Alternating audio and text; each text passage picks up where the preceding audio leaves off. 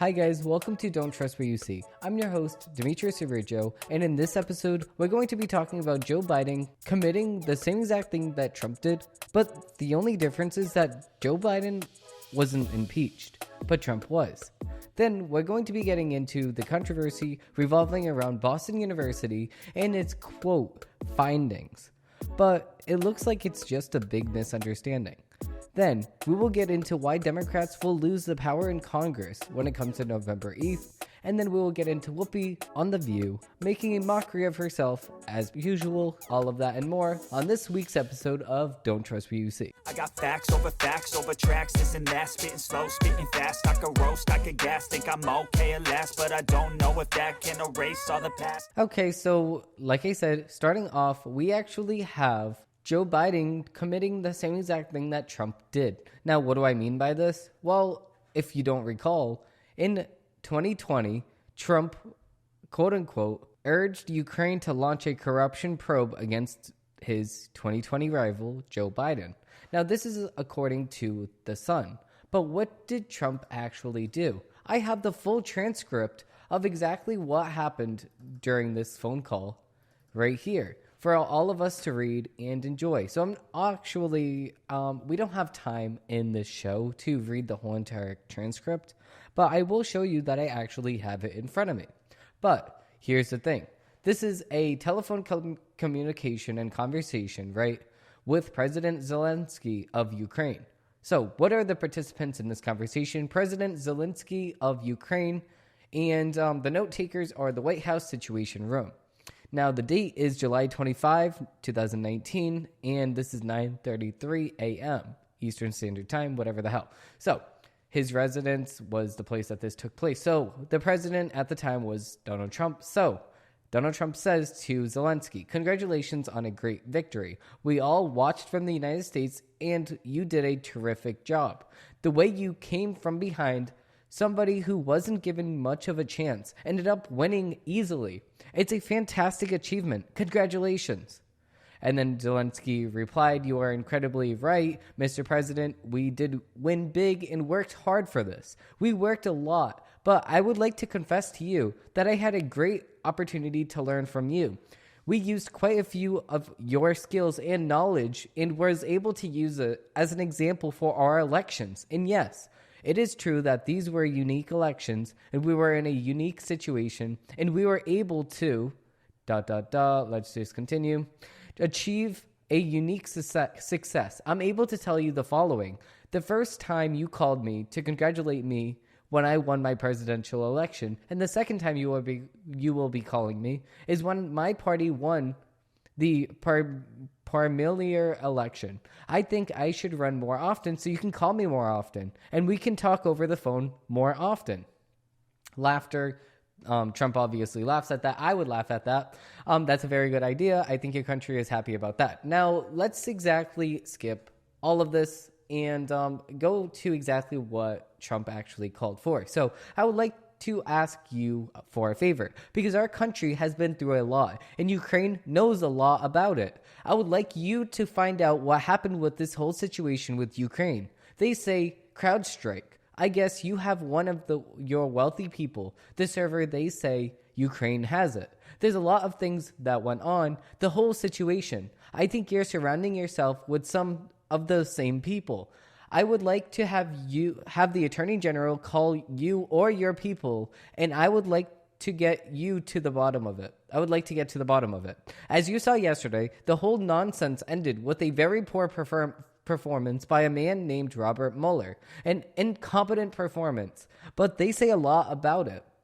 Started with Ukraine.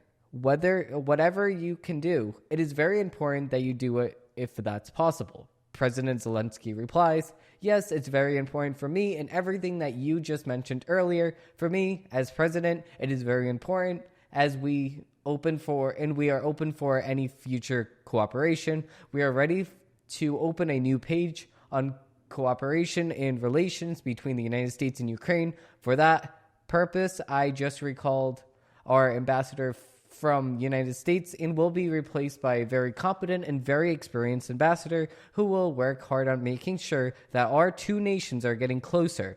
I would also like to hope to see him having your trust and your confidence and have personal relations with you so we can cooperate more often. Even more so. I will gradually tell you that one of my assistants spoke with Mr.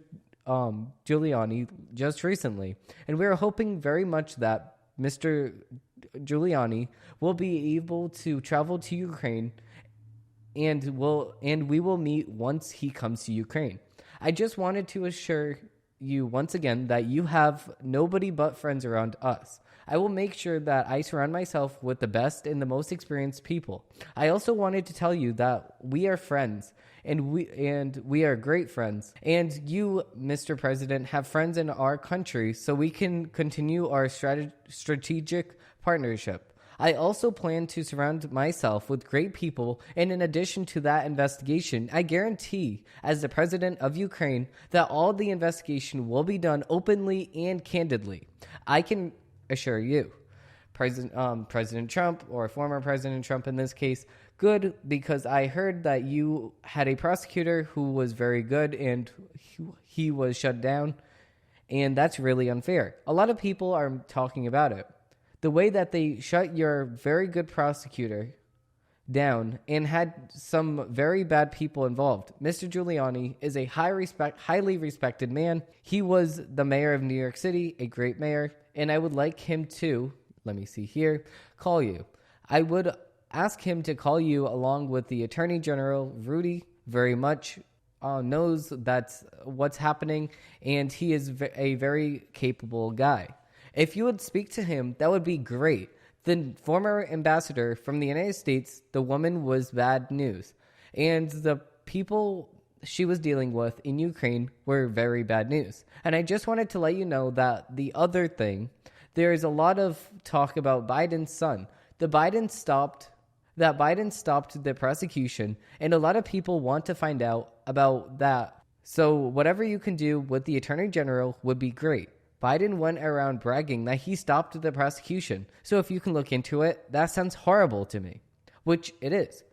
President Zelensky, my words were added at the end of that. I said, and it was. Okay, all of the rest was Trump's words. President Zelensky replied and said, quote, I wanted to tell you about the prosecutor. First of all, I understand that I'm knowledgeable about the situation.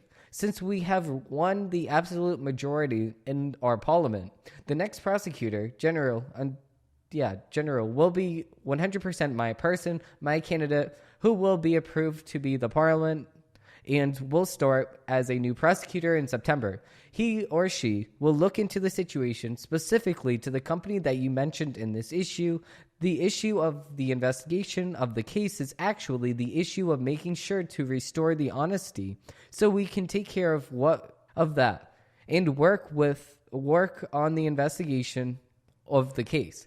On top of that, I would kindly ask you if you would have any additional information that you would like to provide to us. It would be greatly helpful in the investigation to make sure that we administer justice in our country with regard to the ambassador to the United States from Ukraine. As far as I recall, her name was, I can't pronounce that, Ivanovich.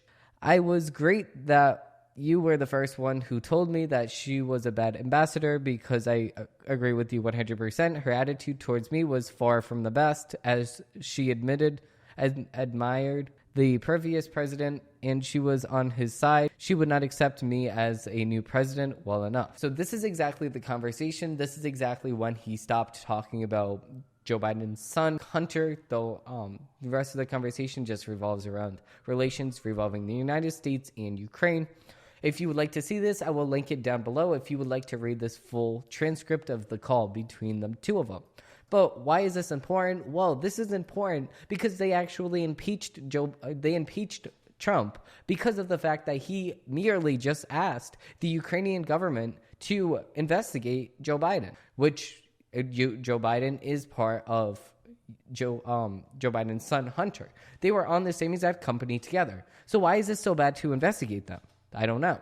But if they want to hold that the standard for investigation impeachment, then they should impeach Biden, because Biden said Biden administration, and this is from NBC, I guess. Biden administration asked Saudi Arabia to postpone OPEC decision by a month.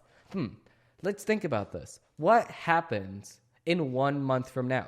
What happens? Wait a second. The midterms. November 8th is the midterms. Wait, 1 month from the midterms? Wow. So Democrats don't look bad as gas prices rise? Wow. Oh my God. It's exactly what they're doing. It's stupid. The Biden administration asked Saudi Arabia, the de facto leader of the oil producer group, OPEC, to delay its decision on an oil output by a month, the kingdom said in a statement. Notably, Biden's request would have been delayed the decision until after the midterms, right? In a statement, the Saudi government defended its output cut and said OPEC decisions are based on economic forecasts and needs, which is in their best interest, not our best interest. I can agree on.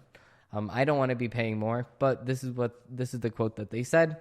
So, in a statement on Wednesday, the Saudi Arabia government defended its move and said that all OPEC decisions are based on economic forecasts and needs. The government of the kingdom cleared through its continuous consultation with the United States administration that all economic analyses, I guess, indicate that postponing the OPEC Plus decision for a month, according to what has been suggested, would have negative economic consequences. In recent weeks, the Saudis conveyed to us, privately and publicly, that their intention to reduce the oil production, which they knew would increase Russian revenues and blunt the effectiveness of sanctions. That is the wrong direction. So this is exactly the excuse that they're using. They're using this excuse as, OPEC is cutting down. Well, I mean, if you care about the war in Ukraine, then you should increase by 5 million. So we have a lot of oil out there, and price of gas is under $2.50. That's like what Trump had. This is awkward. Now, this is exactly what they're doing for reasons that are relating to their midterm success. Now, if they're going to prosecute Trump on the basis of him asking Ukraine to investigate for political advantages, then they should prosecute Joe Biden for doing this. But this isn't the only thing that Joe Biden did. Joe Biden also threatened consequences for Saudi Arabia after OPEC cut, but his options are very limited. Obviously, they're limited because this is against code of conduct. You can't just ask for a country to do something and then cut funding and then say, well, this was a very political moved thing, and now the two countries, Saudi Arabia and the United States, are going to get mad at each other, and oh my God, this might be a war. I don't know. Listen, but we can't have this over a political dispute. This is absurd. Why are we going to have Saudi Arabia be mad at us over a political dispute? Why? Because you want to look good at the midterms? No, it doesn't matter if you look bad or good at the midterms. It doesn't matter. They don't care. You think that Saudi Arabia cares about you becoming the second term for president? Do you really think that they care if you win in November? No, they don't care. They care out of none. The aspect of none, 0%. They don't care about you at all. Maybe they care about the United States and the money that we send them, but that's a different story for another day. But without further ado, let's just move right into a dozen takes. I don't ever slow up, no I don't take sh- I got no love. Okay, so heading right into the dozen takes, I would like to just say that Boston University has been under fire recently because of something that they call testing. Now, I don't really agree with this testing, but we can see your opinions. Leave them in the comments down below. But this is exactly what they did. Boston University lab supposedly created a new COVID strand, and everybody's talking about how it's killing 80% of the people. Now, I did the research behind it, and I recently found their whole entire statement. Now, before I read this article, I would like to just state their statement on the matter. The original strand, okay, so what they did, I'll give a bit of a background before saying the statement because of the fact that this statement some people might not get. So what they did was they took the strand of COVID-19 and they tested it on mice. They also took Omicron, tested it on mice, and then they combined the strand, when they combined it, they also tested it on, you guessed it, mice. So this is exactly the statement that they came out with. With the original strand of COVID-19, 100% of the mice died. With Omicron, none of the mice died. And with the combined strand, about 80% of the mice died. Now, everybody takes this statement and then goes against the walls, bounces off the walls with conspiracy theories about them creating a virus and then releasing it that kills 80% of the people. Now, I was full-heartedly going into this saying, okay, let me find the truth about this. Did they actually create a virus that kills 80% of the people? Because if they did, that's absurd, and we should defund them immediately. But I did find the quite opposite. Now let's head right into this article here. Boston University lab did not create deadly new COVID strand, experts say. Researchers at Boston University National Emerging Infectious Disease Laboratories, that's a mouthful, or NEIDI, has been at work researching COVID-19 since 2020. When they received a sample of its first COVID case recorded in Washington state, the work on research surrounding treatment, prevention, and how COVID-19 spread. The goal of its 2022 study was to determine why Omicron variant of COVID-19 seems to cause less severe disease than the original COVID strand, and to figure out on the component of the virus determined its severity. To do so, researchers combined original COVID-19, Omicron, and a version of the two combined. This is where the misinformation about a new strand developed. But experts say this is standard. Once researchers in the BU lab developed and combined COVID-19 strand, they injected large amounts of it into mice to determine how deadly each version of the virus was, and again, what part of the virus causes this severity level. With the original strands of COVID-19, 100% of the mice died. With Omicron, none of the mice died. And with combined strand, about 80% of the mice died. The data is where viral news reports get their headlines, about 80% kill rate. It's not like this monster new virus. It's a complete misinterpretation, Dr. from BU explained. Also, we see in animal models does not directly translate to what happens in humans. So this is also where the misinformation spreads. So going on with the article right here, in the United States, we are much more careful, much more cautious than basically anywhere else in the world of this work. The work was performed with approval of Boston University, a biosafety review committee, and the Boston the Public Health Commission. There is one controversy surrounding the fallout from these reports. Representatives from the National Institute of Allergy and Infectious Diseases, or NIAID,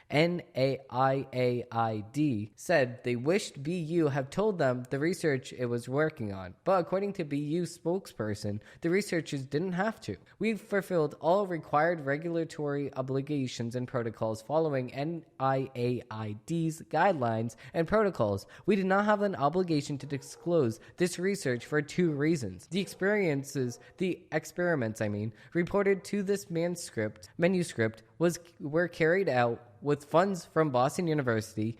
NIAID funding was acknowledged, but because it was used to help develop the tools and platforms that was used in this research, they did not fund this research directly, the university said. The National Institute of Health is now examining whether the experiments should have triggered a federal review, which I completely think that it should have.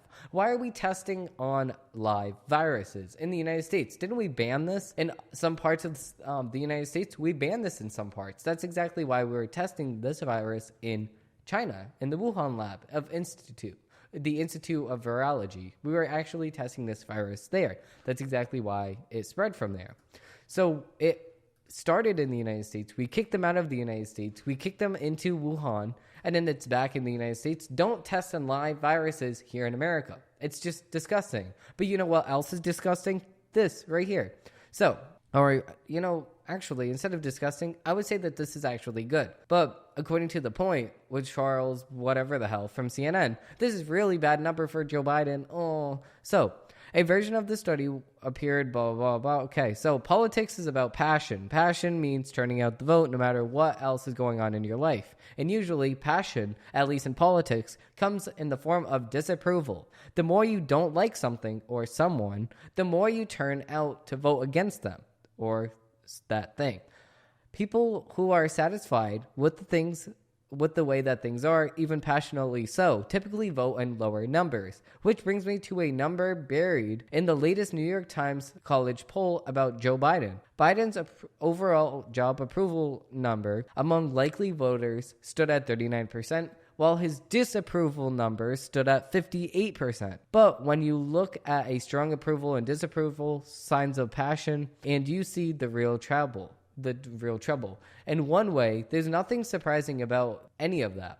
Midterm elections, especially the first midterm election of a president's tenure, tend to be a referendum on the party in power, and they usually function as a bit of a course correction with the party out of power picking up seats. The worse a president's approval rating, the worse his party usually does, obviously. In 2018, with Donald Trump's approval rating stuck at low 40s, Democrats netted 40 House seats and won the majority. Prior to the election, the average number of seats lost by a president's party when the president is under 50 approval ratings was 37 House seats. The average seat loss when a president is over 50% approval was 14, which is how, at the start of this election cycle, we expected things to play out, especially when Biden stuck in the 40s in terms of job approval. But over the summer, and even into September, polls showed a clear bump for Biden and Democrats as their base rallied against the Supreme Court's ruling of Roe v. Wade.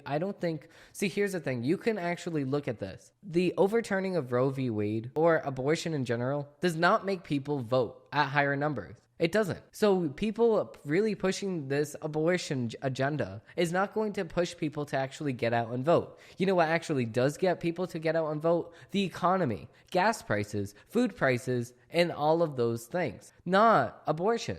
Abortion does not push people to get out and vote. It doesn't. I'm sorry to break it to you, but it doesn't. Look at all these studies. Now, moving on to the next thing, we have CNN trying to fact check Trump, but losing horribly. Let's dig in. So, facts first. This is according to CNN. Facts first. National Archives debunks Trump's false claims about Bush's documents.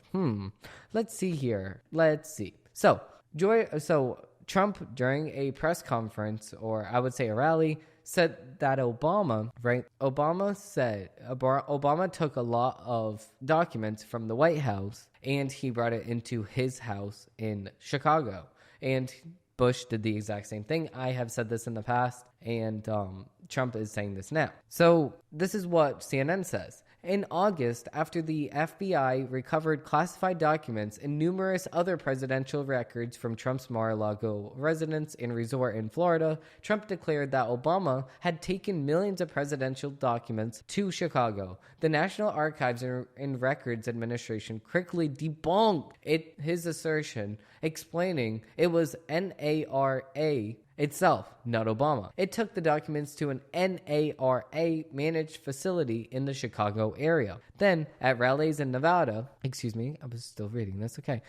Then at rallies in Nevada and Arizona this weekend, Trump not only repeated this, quote, false claim about Obama, but also added near identical dishonesty about previous presidents George W. Bush and George H.W. Bush and Bill Clinton. Most dramatically, Trump said George H.W. Bush took millions of documents to a former bowling alley and a former Chinese restaurant where they combined them. So they're in a bowling alley / Chinese restaurant, Trump added. A Chinese restaurant with a bowling alley with no security and a broken front door. Trump also claimed that Bill Clinton took millions of documents from the White House to a former car dealership in Arkansas. That George W. Bush stored 68 million pages in a warehouse in Texas. Now, facts first, according to CNN. So, all of these Trump claims are false. Okay, George H.W. Bush did not take millions of documents to a former bowling alley and Chinese restaurant. Rather, the National Archives and Records Administration took Bush's presidential documents to this facility.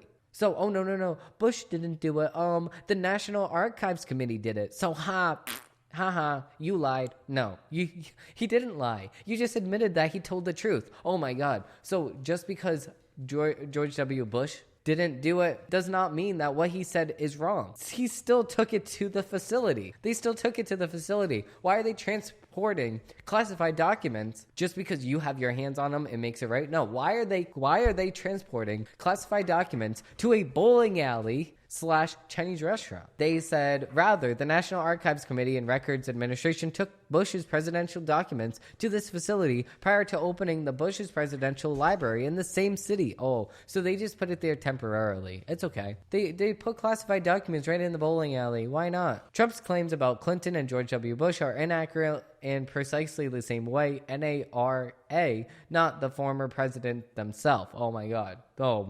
Such a wrong thing to say. Put the documents in a temporary storage. So the NARA managed these facilities. They also managed this former car dealership in Arkansas and the warehouse in Texas. So why are we not asking this question? Why does the National Archives Committee own a dealership, a vehicle dealership? And why does the National Archives Committee own just a warehouse in the middle of nowhere, not protected? Now, also, why does the National Archives Committee own a bowling alley? Why does the National Archives Committee own a Chinese restaurant? Why do they own these facilities? Why? Am I the only one asking these questions? I guess not. Trump urged the authorities to look into this place, one George W. Bush in presidential documents. But there's nothing of a substance, according to CNN, to investigate. The National Archives Committee and Records Administration has been at the foresight since 1990s that makes it okay about it temporarily stored Bush's documents before his permanent library opened. In fact, the NARA official who was in charge of the transition of the Bush documents to a permanent library publicly joked about the temporary facility at the time.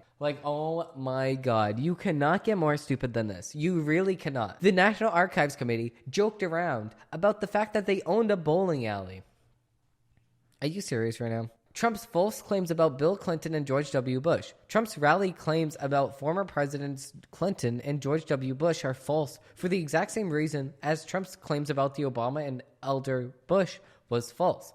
The former Belcher Motor Company building in Little Rock, Arkansas, where millions of Clinton presidential documents were stored, again, is the National Archives Committee that took the documents to this facility. That makes it right. Oh my God. Which NARA managed in advance of opening Clinton's library in the same city. So you're telling me that the NARA can just own a motor company in the middle of Little Rock, Kansas, and we don't ask any questions? And we can also ask no questions about why presidential documents were stored there? And then we can ask no questions about why the National Archives Committee owns a warehouse in the middle of Texas where millions of younger Bush's presidential documents were stored. It was an NARA managed facility used to store documents with Bush's permanent library was being raided in nearby Dallas. So are you serious right now? Why does the NARA own all of these random little locations? Why do they own all these little locations? That doesn't make any sense. That's how you know they have too much funding and they need to be defunded.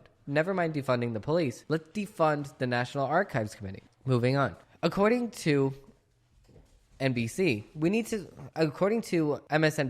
need to talk about what's at stake in the midterms. Okay, because we're going to get our reliable sources from MSNBC. Let's go on. According to MSNBC, we need to talk about what's at stake in the midterms. Now, of course, this is going to be some indoctrination to get Democrats to vote based off of things that don't actually matter in the real world. According to them, to say the upcoming election is the most important in American history is cliche at this point. More to biannual tradition than an actual warning. The arguments made intentions given the attempt on January 6, 2021, which Doug, Pennsylvania Republican candidate for governor, not only attended but also organized buses for. We should also take these candidates at their word. So this is according to MSNBC. Now, I already have a problem with what they're saying because it's just stupid. Should they win, they will certainly attempt to end democracy as we know it in their states. The efforts will probably look like an updated version of Jim Crow, an extreme... Oh my God, are you serious? Oh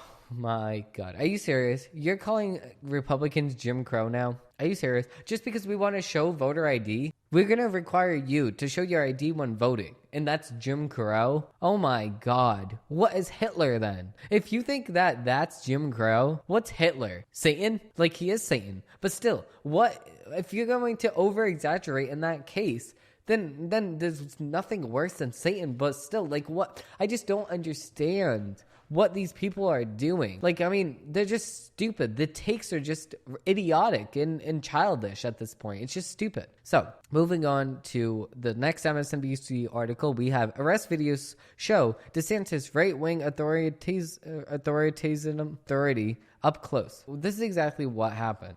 So in Florida, they said that Governor Ron DeSantis is under attack for a lack of, quote, self-awareness, evidenced in a rant he gave about Democrat-led cities resembling third world countries, which I agree with. If you look at New York, if you look at some parts of Chicago, you will see that these places, these businesses are moving out of those places because of the crime in those cities, in those states. Okay, let's go. If you continue with this article, you will see that he said that. And then he also has armed law enforcement officers arresting voters, according to MSNBC. A DeSantis imperative that he claimed is tasked with rooting out electoral fraud. DeSantis, like most Republicans, has wed himself in former President Donald Trump's baseless lies about widespread election fraud. This, according to MSNBC. The governor has signed off on a slew of anti-democratic measures, effectively putting his thumb on the scale for himself and his party in future elections. So the footage here is showing something. We're going to get into that in a moment. The effort apparently is forcing on voters who have been victims of confessing process. So what they're rewording very, very badly here, so I can explain it, is people that have been arrested for first or second degree murder or something along the nature, they can't vote anymore, obviously, because if you are arrested or sexual offenses, you cannot vote anymore. So, but here's the thing. If you have any felony, you cannot vote in the state of Florida. So unless you have paid all outstanding court fees, fines, and restitution to victims before they are able to legally vote. Okay, that's according to them. Now, if you do vote, that is against the law. Now, if that is against the law, what happens? If you break the law, you get arrested. Now, this is exactly what's happening with these people. Am I saying that I endorse this? No, I'm not saying that I endorse arresting people. But also, you cannot be breaking the law. So this is one of the videos right here. We can show it now. Let me tell my husband. We're telling him. He's right here. Right here. So if you can put your hands behind your back, please. Oh, my God. Do not move. Ultimately, ma'am, you have a warrant? Okay. The warrant. Hold on, listen. I know you caught off guard. I understand. Right? So you have a warrant. It's for voter fraud, okay? Hear me out. It's an ROR. You know what an ROR is? Oh, my God. You go in, you get booked, and then they're going to release you from booking. You can go right out. You're going to be right back out. Okay? Right back but you have a warrant. Okay. Yep. Okay, so this lady doesn't actually understand what's going on. She is a felony, or she is a felon. She had done something in the past, okay? I mean, in this case, this lady has been tried for second-degree murder. She actually went through 20 years of jail. Now, she cannot vote. She should know that she cannot vote. And because of this, she still voted. Now, that is against the law. I'm not saying I endorse this. I'm just saying this is the law in Florida. Now, this is the thing, though. If you vote and it's against the law, that's voter fraud. That's why she was booked. Now, I don't know if she was indefinitely arrested, but I definitely know that she was at least booked according to the video itself. What's my takeaway? Okay, my takeaway, and this is actually something that I'm going to give a little bit of thought. Now, if you are a felon and you are charged with raping a child or something along that nature, then yeah, you should not vote. You should be outcasted by society. If you killed somebody, yes, I agree, you should be outcasted by society. But if you are in like Florida or Texas or something like that, where it's a felony to actually smoke weed, then no, you should still have the right to vote because that's your duty. That's not even something that bad. So yeah, you should still have the right to vote if you are arrested in a felony just because of a weed charge. Moving on to the next article, we can see what can, this is from the NPR, by the way. So what can repercussions for slavery look like in the United States? One man has ideas, and those ideas are very, very stupid. Slavery happened hundreds of years ago and has nothing to do with this generation, my grandparents' generation, or my mom's generation. So why are we talking about slavery still? Because these left-leaning institutions care so much about slavery and giving money to these people so they can just go and put money back into their pockets that they are so blinded by the truth. They are so blinded by this narrative that we need to pay these people if they are even connected to a slave. Everybody's connected to a slave. We're all brothers and sisters coming from the same exact dad, and that's Jesus. So we're all connected. We were all slaves at one point. That's the end of it. I mean, I don't know where these people are even coming from. Moving on to the next thing, the post-Roe legal landscape regarding abortion in Texas. Texas laws on top of law, whatever that means. In June, the Supreme Court overturned Roe v. Wade, the landmark in 1973 case that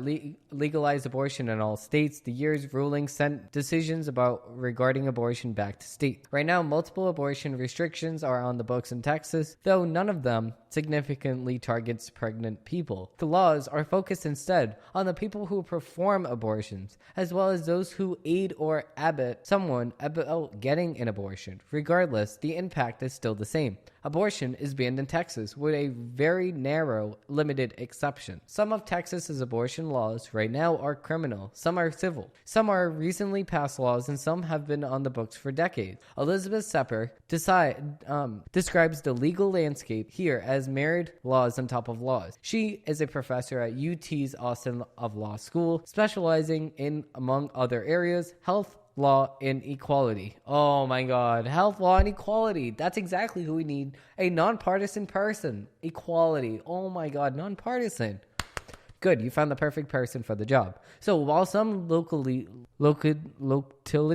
or local officials may try to preserve reproductive choice through resolutions and enforcement decision, she says, she still wouldn't go around trumpeting assistance in abortion. Listen to an interview above, whatever. Okay, so what laws are on the books in Texas right now regarding abortion? Texas trigger ban prohibits performing or inducing an abortion, and it comes with 5 years to life imprisonment and at least $100,000 in fine. It does have a very narrow range of exceptions for life of the mother and also some sort of extreme medical emergencies or life-threatening. Under the trigger ban, there are no exceptions for other circumstances such as rape or incest, correct? There are no exceptions for rape, incest, fatal invalidity, or sort of general health, even serious health conditions. This is according to her. The trigger ban is a total ban on abortion throughout the state of Texas, so unlike SB 8, which prohibited abortions during a very narrow range up to 6 weeks, or basically for maybe 2 weeks after someone found out they are pregnant. The trigger ban applies across the board, no exceptions in the state of Texas, with the exception of life-threatening emergencies.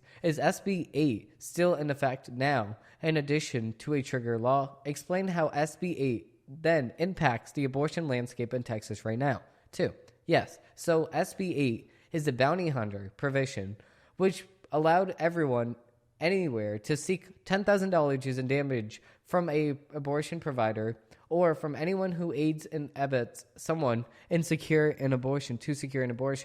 So that who would drive someone, help them to get access, medication, abortion, give money to a friend, that is still in effect. So it's sort of a civil backstep to criminal laws that we also have in effect. Are there any laws governing abortion in Texas right now? Yes, we have measured laws on top of laws. So this person is very, very left-leaning. You can already tell. Why did they interview the most left-leaning person that they could find? Because of the fact that this is a left-leaning source of information. They obviously want to prove their case. What is the takeaway of this interview? Well, this is a left-leaning source of information, so you would expect them to actually interview a very left-leaning person. So this is the thing, though. If Texas bans, all of this stuff. Okay, that's their right. And they obviously had this election going on that they chose to do this. Now, am I going to say that I agree with this 100%? I think that rape is a very, very, very, very small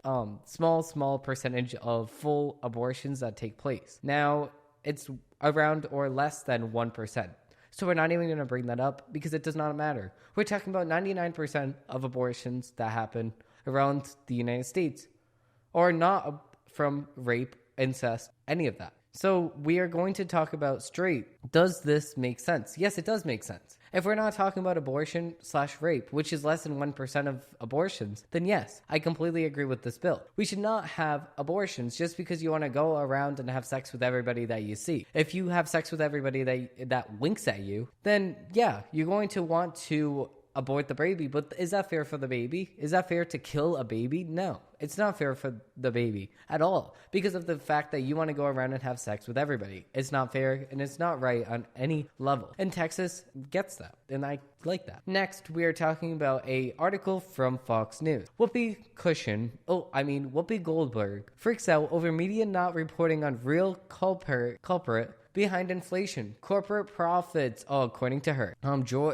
Fellow View co-host Joy Breyer agreed and said blame the media. So, the View co-host Whoopi Goldberg blamed the media on Thursday, for not reporting on corporations being the real culprit behind soaring inflation, as she shifted the blame away from the Democratic Party because she's a raging leftist. Obviously, she's not going to take credit for anything. So, one of the things that she's been making me crazy is when people say, well, why don't Democrats get the message out? I figured out that it's not Democrats who are having the problem. The media is not reporting any of this because I came across this information yesterday out of the blue, she said. The View co-hosts discussed a clip of Rep. Katie Porter, Democrat California, who pressed Katie Kunzel, the director of analysis at Roosevelt Institute, about inflation during a hearing on Wednesday. Kunzel said corporate profits were biggest driver in inflation during the pandemic. We got some real help from the government to make sure that we can pay our rent, take care of our business, and now you are all raising the prices of stuff when you don't have to. When you don't have enough money to lower and still maintain what you got, I do understand. I don't understand. I don't understand. Why do we have this say lower the gas prices? You don't have to raise them. What the hell? Goldberg said. It doesn't even make any sense. Her statements just make no sense at all because she doesn't even know what the hell she's talking about. She just comes out on The View, very unprepared, very unprofessional, and just starts blurbing whatever comes through her face hole. It doesn't make any sense. Well, I don't understand. I just don't understand. But does she want to understand? It's basic economics 101. It's economics that if you're paying more to get the product, then you need to charge more for the product. It's just so simple. You just don't understand? Well, here, I just explained it to you at Economics 101. So we're not going to go on with our article because you just pissed me off. Now, we are going to go, and this is probably going to piss you off now. Oklahoma man who murdered daughter is executed after unusual last meal request. Now, that title does not prove anything. Obviously he was not killed just because last meal request was permitted. But here's the thing. He killed his daughter. And the way that he killed his daughter is just so disgusting because I read this article and I was like, what? So, Cole, 57, was pronounced dead at 10:22 a.m. local time in the state in McNizer. Cole murdered his infant daughter in Rogers County by forcibly bending her backwards, breaking her spine, and tearing her aorta. Attorneys did not dispute that, but argued that he was severely mentally ill and had that growing lesson on his brain that had worsened in recent years. The lesson was separate from his diagnosis of paranoid schizophrenia to execute death row in May after Supreme Court denied last-minute appeal. His condition has continued to decline over the course of this year. Cole's attorney, Cartina Legner, said nothing that the lesson impacted the part of the brain that deals with problem-solving, movement, and social interaction. However, attorneys of the state and members of the victim's family told the state's Pardon and Patrol Board last month during a ceremony, hearing that his symptoms of mental illness was exaggerated and the nature of the killing merited his execution. Assistant Attorney General Tessa Henry said Cole killed his daughter because he was upset that her crying interrupted his playing of a video game. Prosecutors noted that the infant had numerous injuries and that Cole had previously served time in prison in California for child abuse. Cole was denied clarity, and a district judge determined he was competent to be executed earlier this month. Oklahoma executed blah, blah, blah, blah, blah, does not need to say his name, on Thursday, despite claims of his attorneys that he was severely mentally ill. Cole was I just said that. 2 appeals filed with the Supreme Court was rejected. I would reject that too. The outlet reported Cole has referred to himself as quote, just a super duper hyperbolic Jesus freak, and said he hoped his spirit would return to, quote, his Father in heaven. On Wednesday, a federal appeals court held a lower court ruling that deemed the state execution protocol constitutional. Cole and more than 24 death row inmates filed suit. I believe in the death penalty because it's just disgusting what you did. What are you doing? You're playing a video game. You're a father. You're playing a video game when your 9-month-old daughter is sitting right there unattended because you want to play a video game with your anger issues. Don't have a baby. If you have anger issues and you're mentally ill, I want to smack you across the face if you aren't dead already. According to the Oklahoman, Cole did not request a traditional last meal and was instead giving a facility religious meal consisting of vegetarian lasagna, salad, a tortilla, and a fruit packet, and a fruit drink packet. Pathetic. You're a pathetic little... Looking at your face, you're just an evil little freak. I can't. I have nothing but bad things to say about you. You deserved every single thing that you got. So, moving on to the next story from Breitbart. Joe Biden tells John Fetterman's wife, you're going to be a great, great lady in the Senate. Let's watch the video, because this is hilarious now. Something nice about Okay. And Lieutenant Governor, you were saying something nice about I was saying something nice about you. That's why I went out. And but I'm saying we're going to try like the devil to keep you from deciding to leave. I wish you didn't. And John, thank you very much for running. I really do appreciate it. And Zell, you're gonna be a great lady in the Senate.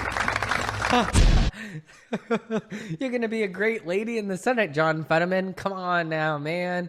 Come on, man. John Fetterman, you're a great first lady. You're a great, great lady in the Senate. John Fetterman, you're stupid too. I don't like you.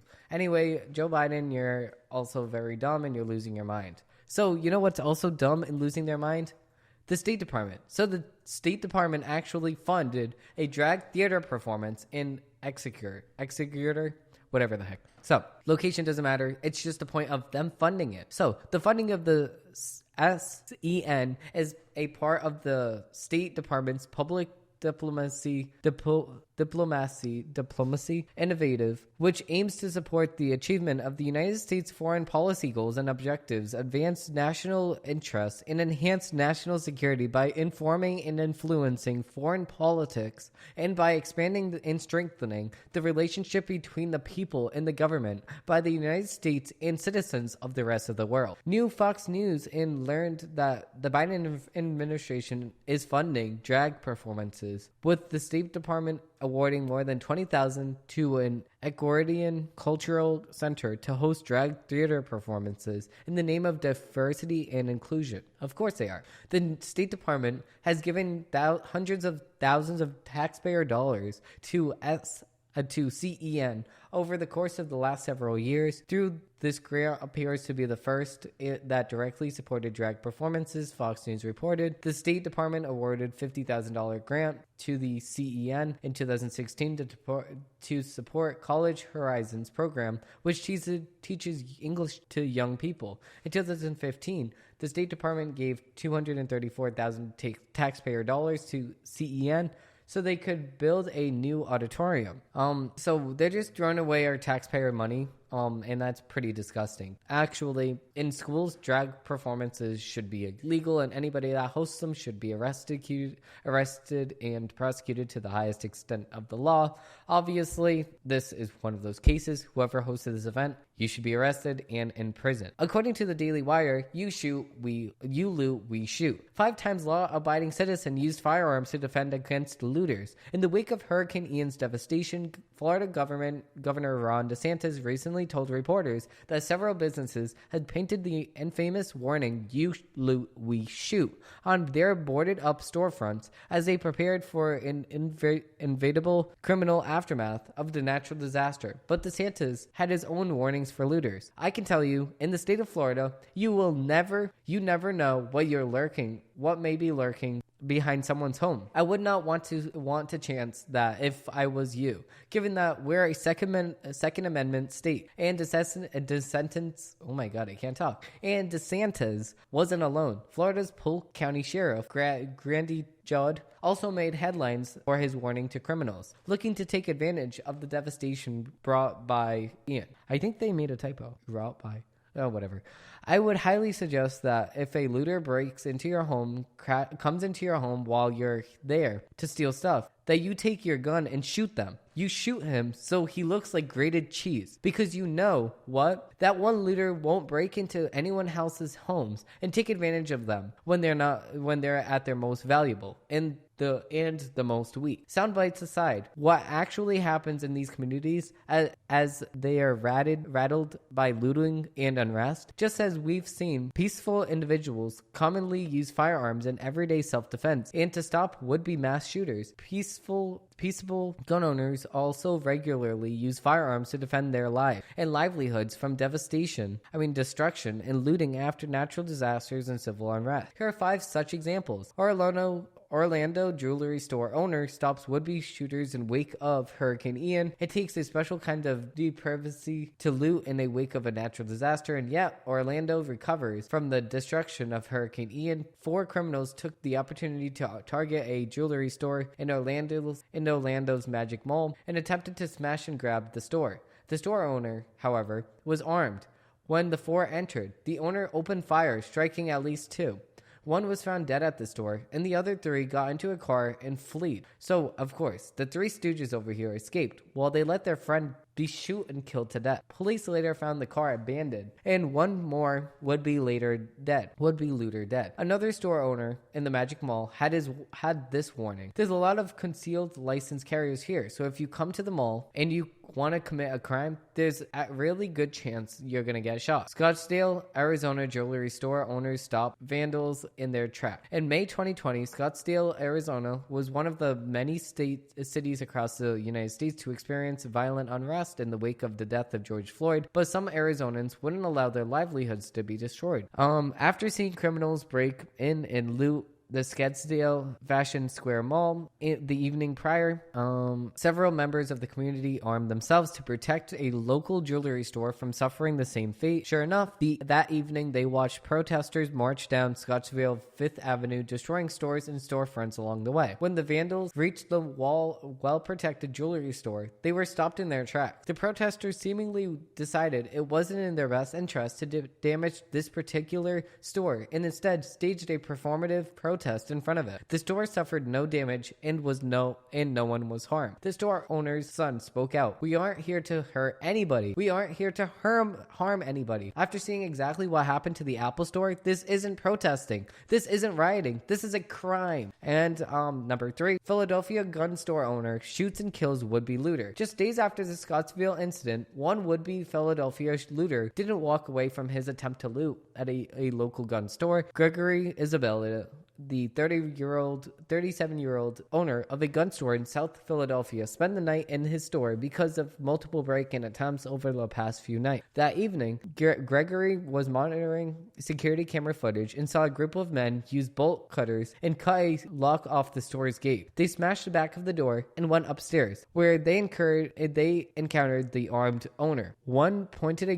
handgun at Gregory, and Gregory opened fire, striking and killing one criminal and standing sending the others running. Not only did Gregory protect his life and livelihood, but also protected the would-be looters from terrorizing his community with stolen firearms. I completely agree. He should be, and I commend him for doing so. He stayed up late and protected the community. I applaud you. You should be getting the Medal of Honor. Texas looters choose the wrong neighborhood to loot after Hurricane Harvey. In 2018, after Hurricane Harvey wrecked havoc across Texas, a group of looters targeted the Little York Food Mart in Harris County, just north of Houston. While they were trying to take advantage of the unprotected store, Nash John came to its defense. Bearing a shotgun slung over his shoulder, the looters quickly ran off. The ex-SWAT deputy approached the store, preventing the looters from getting away with anything. As a former law enforcement officer, I understand that it's not right to steal. I let it be known that I am carrying a firearm. I'm not going to allow them to destroy my community because this is where I live. Nash didn't just defend the Little York Food Mart, he also helped people in his community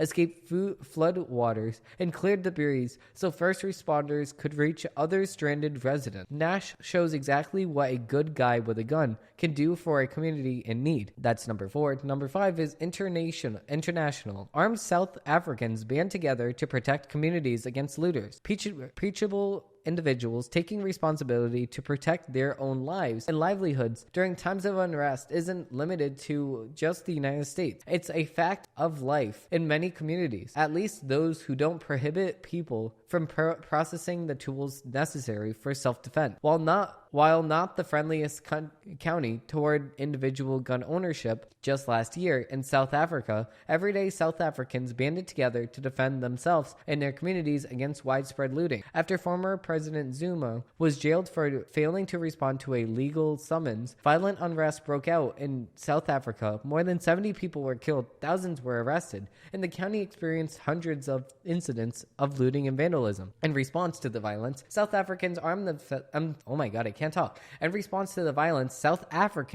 themselves with guns and whatever weapons they could find to protect their lives. And communities in southern Johannesburg, taxi operators who were nearly completely stopped from operating because of the turmoil used firearms to protect against and scare off looters. Some individuals backed off streets and prevent plunging in their neighborhoods. Others armed themselves to protect local malls from looting. Some store owners in the mall poured oil on floors, making them too slick for looters to run away. All in all, no matter the disaster or unrest, then when peaceful individuals are empowered to own the tools necessary for self-defense, they can and will protect their lives, livelihoods, and communities from violent crime that seemingly inevitably follows. From hurricanes to riots, from Florida to South Africa, firearms allow people to take their defense into their own hands and to level the playing field when faced with violent criminals. I completely agree with every single word in this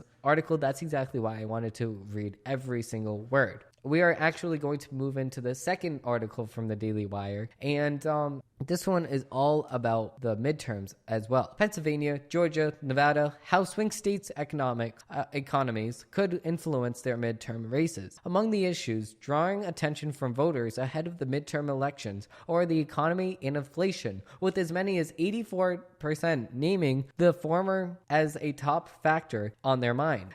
As rising price levels, soaring energy costs, ballooning national debt, and labor shortages lead the economy into technical recession. Candidates running as Republicans therefore have a clear advantage over the Democratic counterpart. Residents of each swing state, however, were uniquely impacted by the disruption of the past 2 years, and various Republican campaigns explained to the Daily Wire. Okay, so moving on. Pennsylvania, total inflation under Biden, 11.2%. Unemployment rate, 4.2%. Price of regular gas, 3.95. I wish. Oh my God. And where I live, it's actually $4. I think so. Yeah, $4.30 I just paid. It's absurd. It is. Effective tax rate, 11.4%. Beyond the more recent inflammatory pressures, political battles in the Keystone State are permanently centered upon fossil fuels and energy independence due to the Commonwealth's extensive hydrocarbon resources. Democratic Attorney General Josh Shapiro and Republican State Senator Doug Mastriano are voyaging to replace Governor Tom Wolf, a two-term term Democrat. Inflation has taken a massive toll on working families across Pennsylvania who are struggling to cope with the surging prices of food, gasoline, and other basic goods. A spokesperson for the Mastriano campaign told the Daily Wire, regrettably, Democrat lawmakers have failed to rebuild our economy and rebuild our energy production, which is why so many of Pennsylvanians are concerned about Josh Shapiro, who is a ideological replica of President Biden and Governor Wolf. The retirement of Republican Senator Pat Toomey marks one of the few opportunities for progressives to flip a seat in the upper chamber. Democratic Lieutenant Governor John Fetterman is seeking to defeat Dr. Oz, a Republican, in one of the most closely watched races in the cycle. You know why? Because Dr. Oz can actually speak a sentence and John Fetterman is just a stupid person that had a stroke. Pennsylvanians are fully aware that the Commonwealth is uniquely positioned to be one of the most prosperous states in America, and Mastriano campaign continued, our energy sector alone has extraordinary potential to help our country become a global energy powerhouse. Pennsylvanians are therefore expected to strongly consider climate and energy policies as they seek to replace two long-term incumbents. Georgia. Total inflation under Biden, 13.9%. Unemployment rate 2.8%, price of regular gas 3.24%, effective tax rate 8.9%. Although families in the Peach State continue to struggle under high prices, residents are experiencing a robust job market and a relative light tax burden in comparison to the rest of the country. Former football star Herschel Walker, a Republican, is attempting to unseat Democratic Senator Raphael, while Governor Brian Kemp, an incumbent Republican, is campaigning for a second term against Stacey Abrams, a former Democratic state lawmaker. As Governor Kemp meets with hard-working Georgians on the campaign trail, one of the top concerns they have is rising cost of living. The Kemp campaign told the Daily Wire that is why Governor Kemp is campaigning on his record of creating economic opportunity and championing relief through tax cuts and refunds that returned billions to Georgians' pockets. Kemp ended lockdowns for businesses such as bowling alleys, nail salons, fitness centers as early as April 2020, breaking from most other state exclusives. Because Georgia led the nation in reopening, our employment rate is now at the lowest point in the state's history. More Georgians are in the workforce than ever before. The state has celebrated 2 years straight of record-breaking economic development, and we've been able to use billions in surplus revenue to help families fight through the inflation crisis, his campaign added. Contrast to that with the failed policies of blue states like California and New York, who kept the economy shut down, we are now battling soaring crime, unemployment, and energy prices. Georgians who benefited from an economy that generally outperformed the national average may not be eager to attempt a different formula. Nevada. Total inflation under Biden, 15.4%. Unemployment rate 4.4%, price of regular gas $5.18 in Nevada. Effective tax rate is 9.6%. With a robust tourism sector, the Silver State was among the hardest hit by the government lockdowns, over which Democratic Governor Steve persisted.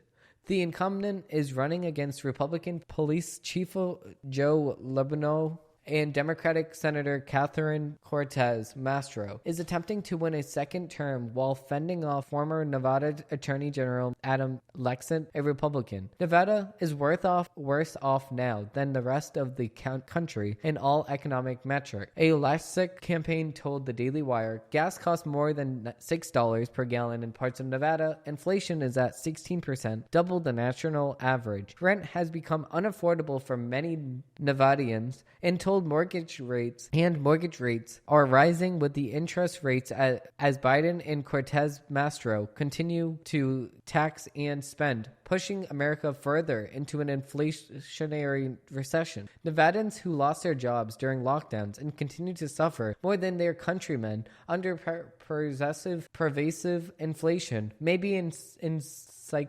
inclined to crown a different set of leaders. And I completely agree with this. We shouldn't elect these people that are keeping us in a recession, and we should not elect these people that are keeping us down and not bringing us back up as a country. So without further ado, let's move on to the next segment, which is the drama. Oh my god. So without further ado, let's move on to the next segment, which is the drama section. I'm like an addict, do I gotta have it. I ain't even playing, got a really bad habit. If it moves, gotta grab it. Fuse like a magnet, lose, won't have it till I'm doomed in a casket. First on the drama section, we are going to be talking about Ulta Beauty podcast on girlhood features 2 biological males. Now, we don't even have to add that biological label. They're just male. A male is a male and a woman is a woman. A male is a man and a woman is a woman. Okay? Male, female is a female, male is a male. Okay, we got it. Good. So, no woman. We are actually going to be reacting to this whole entire podcast in next week's episode of The Right Take, which is a weekly show that I and Arujo Studios produce and is available on this channel. If you do want to check it out, I will link it down below. But it's just stupid. The podcast, girlhood, okay? So they're talking about girlhood. Now, they should at least have a woman on there, but they don't. They have 2 males talking about girlhood. Not even womanhood. It's just girlhood. So they're talking about what? How to be a girl? You're talking about how to be a child? A child that's a girl? You're disgusting. Don't talk about children in that manner. It's disgusting. A boy cannot be a girl. A man cannot be a woman. Okay? That's just that. It's just stupid to think otherwise. It's just absurd and stupid and idiotic. Okay? That's just it. That's all we're going to talk about in that aspect. But you can hear a lot of more of my opinions in next week's episode of The Right Take. Moving on, the family of George Floyd plans to file a $250 million lawsuit against Kanye. The family of George Floyd announced Tuesday that they will file a $250 lawsuit against Ye,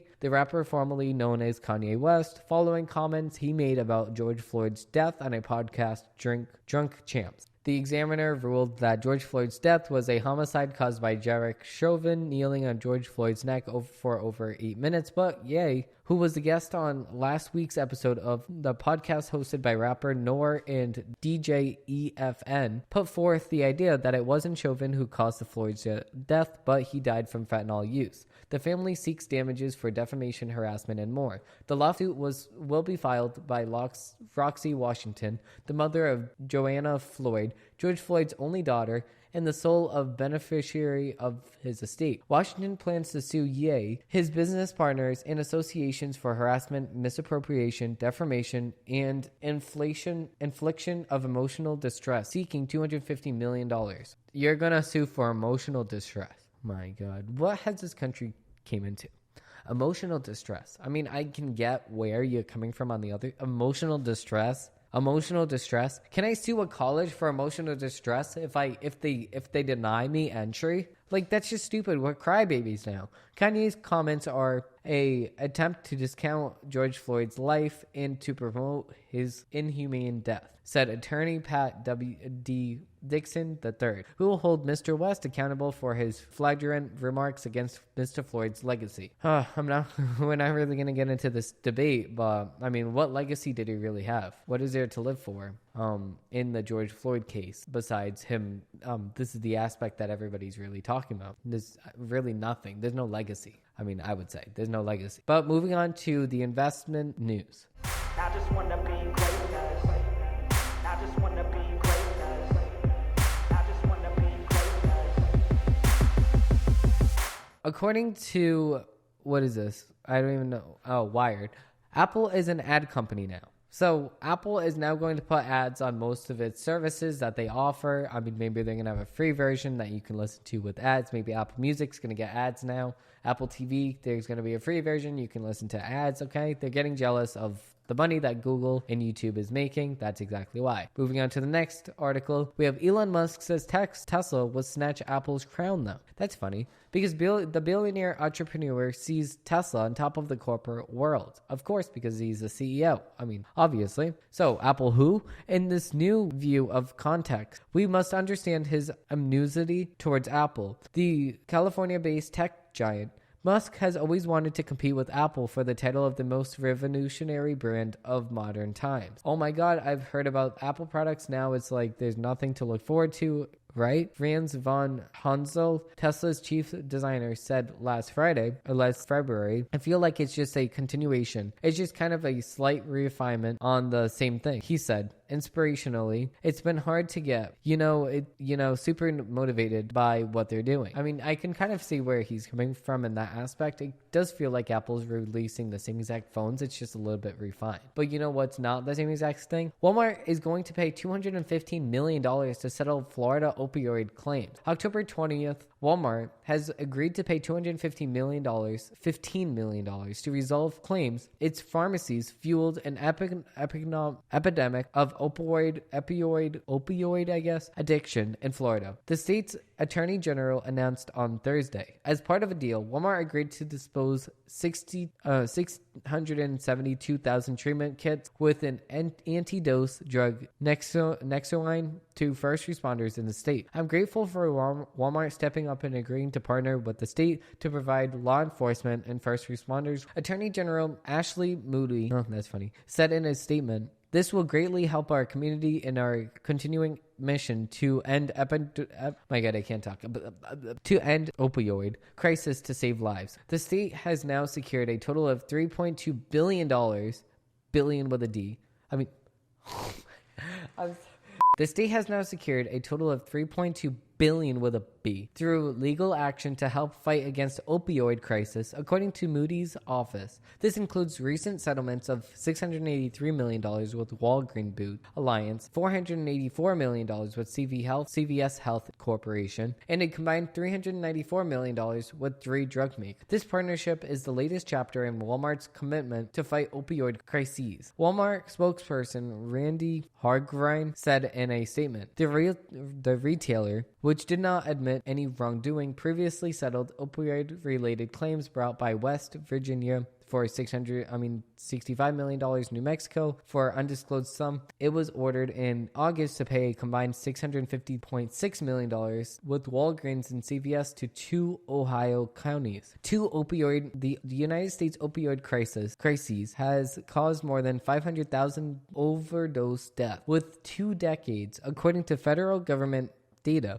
More than 3,300 lawsuits have been filed against drug makers, distributors, and pharmacy chains of fueling the crisis. Major drug makers and distributors had reached a nationwide settlements worth more than $30 billion altogether with a B, resolving most lawsuits against them, while pharmacy operators have continued to legislate or settle cases one by one. I completely agree that these places should be limiting the amount of opioids that they're giving out to the general public, because you can't trust the general public to take these things as directed. They're going to get addicted, and that's going to be the end of it for them. They're going to go down this rabbit hole and always be on drugs, and that's very, very sad to actually see. Now, we can actually see what's going on here. It's very, very disappointing, because it's not particularly these places' fault that these people do get addicted to them, but it's also their obligation to look at the people and say, okay, are they using this drug the right way? If so, then prescribe it again, but if not, then we can't. That's their obligation that they took when they said that they will give out these drugs. But that's my take on it. That's my take on everything that we covered in this episode. Thank you all for watching. Thank you all for enjoying. And if you do want to see more content produced by the Rujo Studios or me, Demetrius Rujo, click the link down below and you can find all of the content created by us. Also, if you did like this podcast, please leave a 5-star review on Apple Podcasts or wherever you get your podcasts from, and leave a like down below if you're watching it on YouTube or any other video streaming platform. Thank you all for watching, and I hope they have a great rest of your day. Hey, were you really going to click off this video before leaving a like and subscribing down below? Wow, so rude.